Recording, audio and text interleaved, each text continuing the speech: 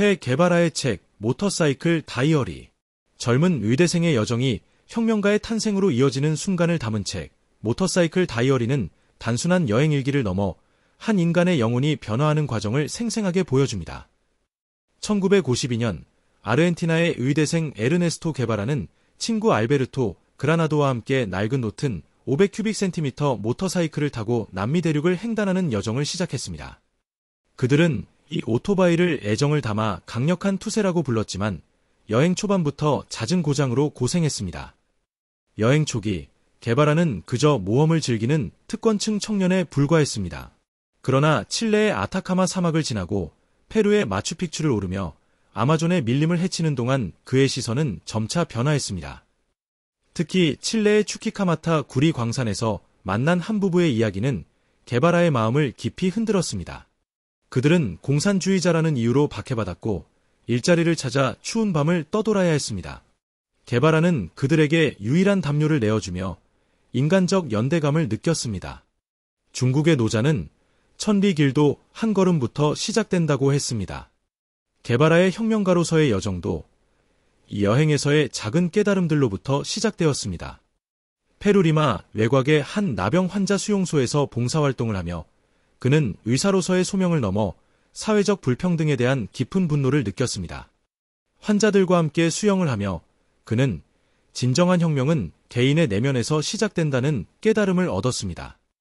이 여행은 마치 헤르만 헤세의 소설 시타르타처럼 한 젊은이의 영적 성장을 보여줍니다.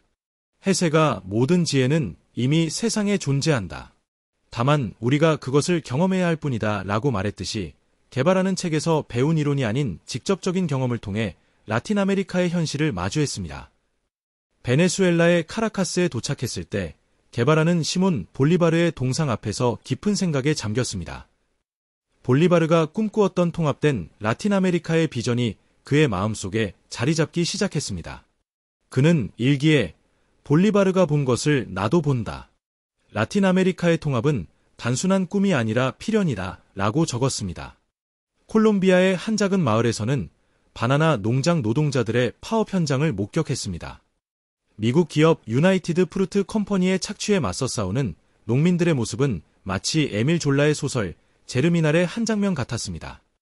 게바라는 역사는 민중의 힘으로 쓰여진다는 사실을 직접 목격했습니다. 아마존 강을 따라 이동하던 중 게바라와 알베르토는 나무 뗏목을 타고 강을 건너는 원주민 가족을 만났습니다. 그들은 자신들의 얼마 안 되는 음식을 나누며 손님을 대접했습니다. 이 경험은 게바라에게 깊은 인상을 남겼고 그는 진정한 부는 물질이 아닌 나눔의 정신에 있다고 깨달았습니다. 인도의 마하트마 간디가 세상에는 모든 이의 필요를 충족시킬 만큼은 있지만 모든 이의 탐욕을 채울 만큼은 없다고 말했듯이 게바라는 물질적 풍요보다 정신적 가치의 중요성을 배웠습니다. 페루의 쿠스코에서는 잉카 제국의 유적을 방문하며 식민 지배의 잔혹한 역사를 마주했습니다. 찬란했던 문명이 서구 제국주의에 의해 파괴된 모습을 보며 게바라는 역사는 승자에 의해 쓰여지지만 미래는 민중에 의해 만들어진다는 생각을 하게 되었습니다. 이는 마치 월터 베냐민이 역사의 문서는 동시에 야만의 문서이기도 하다라고 말한 것과 맥을 같이 합니다. 여행 중 게바라가 천식 발작으로 고통받는 장면들은 그의 인간적인 면모를 보여줍니다. 육체적 한계에도 불구하고 그는 여정을 포기하지 않았습니다. 니체가 당신을 죽이지 못하는 것은 당신을 더 강하게 만든다고 말했듯이 게바라의 육체적 약점은 오히려 그의 정신적 강인함을 키웠습니다. 베네수엘라의 한 광산 마을에서는 광부들의 열악한 노동 환경을 목격했습니다. 하루 12시간 이상 지하에서 일하며 폐병에 시달리는 광부들의 모습은 에밀 졸라의 소설 제르미날의 장면을 연상시켰습니다. 게바라는 노동자의 땀은 자본가의 삼패인이 된다는 마르크스의 말을 실감했습니다.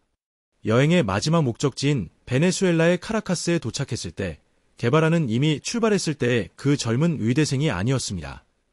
그는 일기에 나는 더 이상 예전의 나가 아니다. 이 여행은 나를 완전히 변화시켰다고 적었습니다. 이는 마치 헤라클레이토스가 같은 강물에 2번 발을 담글 수 없다고 말한 것처럼 여행을 통해 그의 내면은 완전히 다른 흐름으로 변화했습니다. 모터사이클 다이어리는 단순한 여행기가 아닌 한 인간의 의식이 깨어나는 과정을 담은 기록입니다. 마치 플라톤의 동굴의 비유처럼 게바라는 자신이 알고 있던 세계의 그림자에서 벗어나 진정한 현실을 마주하게 되었습니다.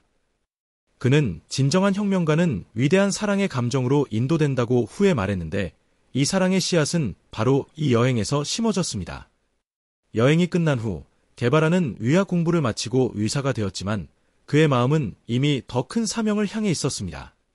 그는 과테말라에서 사회주의 정부의 개혁을 목격했고 이후 멕시코에서 피델 카스트로를 만나 쿠바 혁명에 참여하게 됩니다. 마치 작은 나비의 날갯짓이 태풍을 일으키는 나비 효과처럼 한 청년의 모터사이클 여행은 20세기 라틴 아메리카 역사의 큰 흐름을 바꾸는 계기가 되었습니다. 모터사이클 다이어리는 여행이 단순한 장소의 이동이 아닌 내면의 변화를 가져오는 강력한 경험이 될 수 있음을 보여줍니다. 공자는 먼 곳에 있는 사람을 알고 싶으면 가까운 사람을 보라고 했지만 게바라의 경우는 자신을 알고 싶으면 먼 곳으로 떠나라는 교훈을 주는 듯합니다. 이 책은 또한 우리에게 편안한 삶을 벗어나 불편함을 경험하는 것의 가치를 가르쳐줍니다. 헨리 데이비드 소로우가 대부분의 사람들은 조용한 절망 속에서 살아간다고 말했듯이 게바라는 안락한 중산층의 삶을 거부하고 불확실성과 위험을 감수하는 삶을 선택했습니다. 결국 모터사이클 다이어리는 한 청년이 자신의 특권적 위치에서 벗어나 타인의 고통을 자신의 것으로 받아들이는 과정을 보여줍니다. 마더 테레사가 우리는 큰 일을 할 수 없지만 작은 일을 큰 사랑으로 할 수 있다고 말했듯이 게바라는 이 여행을 통해 자신의 삶을 타인을 위해 바치는 결심을 하게 됩니다. 여행의 끝은 새로운 시작이었습니다.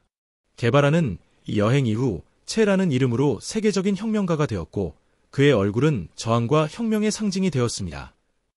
하지만 그 모든 것의 시작은 한 청년이 모터사이클을 타고 떠난 이 여정에 있었습니다. 마치 도교에서 말하는 천리길도 한 걸음부터라는 말처럼 게바라의 혁명가로서의 여정도 이 작은 여행에서 시작되었습니다.